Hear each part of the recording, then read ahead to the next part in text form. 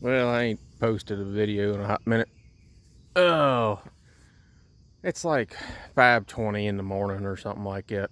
I got bad dehydrated yesterday.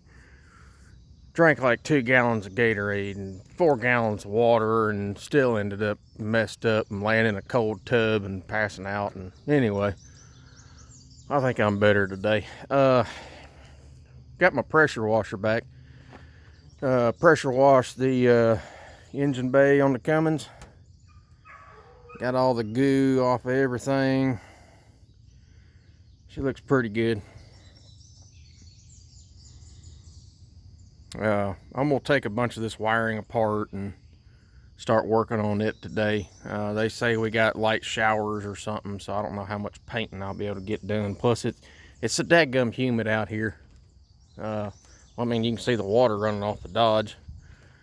I got the underside of the hood pressure washed. It was all nasty, had soot and shit all over it, so I'll paint the underside of the hood, paint the engine bay.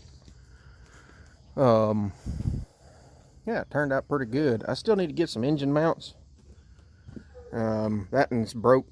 That one I don't trust. I found Gino's garage has some polyurethanes for the first gen. Get me some of them.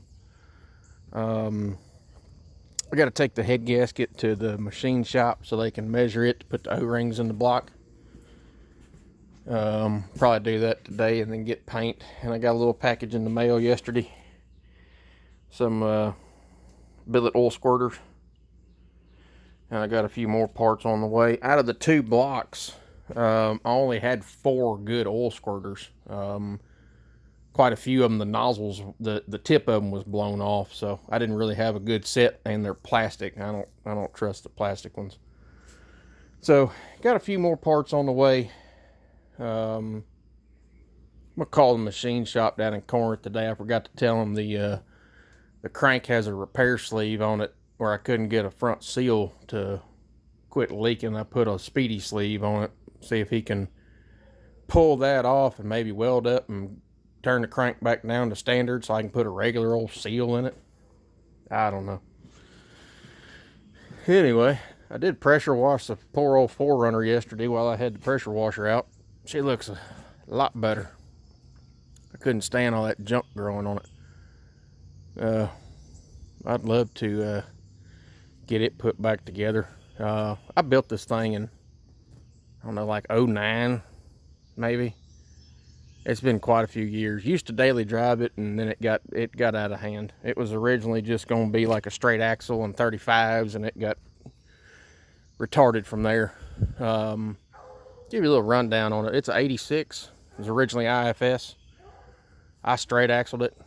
It's got a high pinion front third, 529s, and a spool. It's a stock housing that's got a bunch of gussets on it. I had a set of dirty 30 chromolyes from Trail Gear. Broke them. They've been in there forever. It's mostly Trail Gear stuff. The rear springs are old school Alcans, which I know you can't get no more. It's a built motor, still a 22 RE. It's bored 40. Got a set of Eagle H-beams in it. It's a shot peened and polished crank. It's got like a real close to 10-to-1 compression, hyper-eutectic in it. Ported cylinder head, big valves, bunch of LC stuff, LC double row, time and chain, adjustable cam gear. It does have stock valve train in it. I went through a bunch of different camshafts. Wasn't happy with any of them. Put a factory Toyota camshaft back in it, factory rockers, rocker shafts, everything. It does have a little bit stiffer spring in it. Ported upper and lower intake, bored out throttle body. It's got a little air intake on it. Still the stock airflow meter. It doesn't have no mini squirt on it or nothing like that, micro skirt, whatever. It does have a GM 140 amp, one wire on it, 2 batteries. I got it's a Tabor 12. So it's basically like a 9.5 winch, but with a bigger motor on it. So it's a small motor, and a guy in town actually built me a custom motor for it to actually make it 12,000 pound. I don't know how much lift is on it.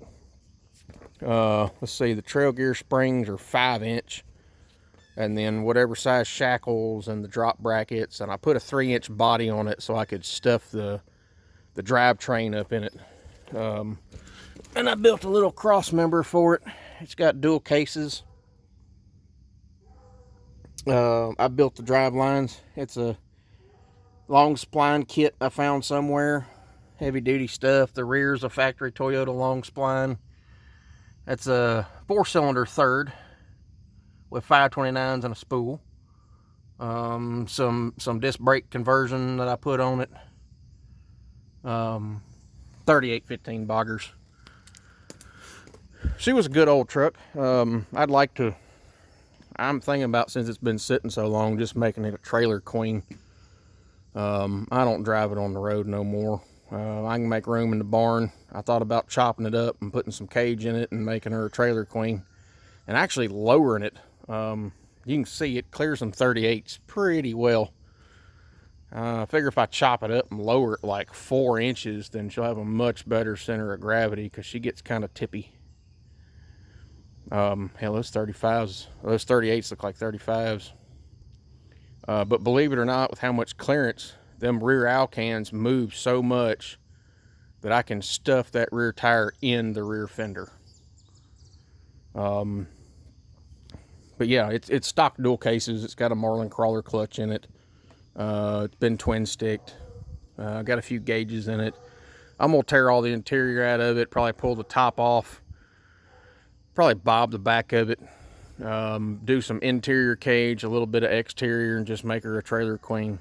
She's a real reliable truck. So I still got to get in touch with Trail Gear and see if they'll warranty the axle shafts. I know they're old as all get out. If I got to buy new ones, you know, so be it.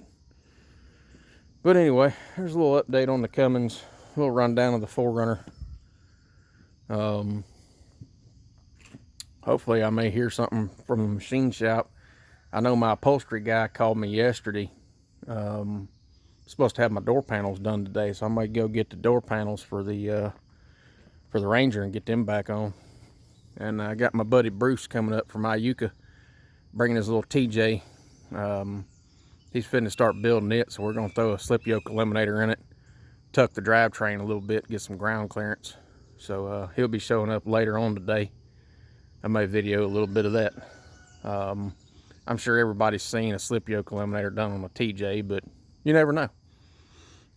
Anyway, that's all I got for now. I'm already sweating. Good God. Oh, it's thick enough to cut the air out here. You can see, I don't know if you can see the little haze across the yard. Anyway, well, I'm gonna get to it. As soon as this dew lifts, I gotta get to cutting the grass. I got a lot of stuff to get done. Anyway, we'll holler at y'all later. Deuces.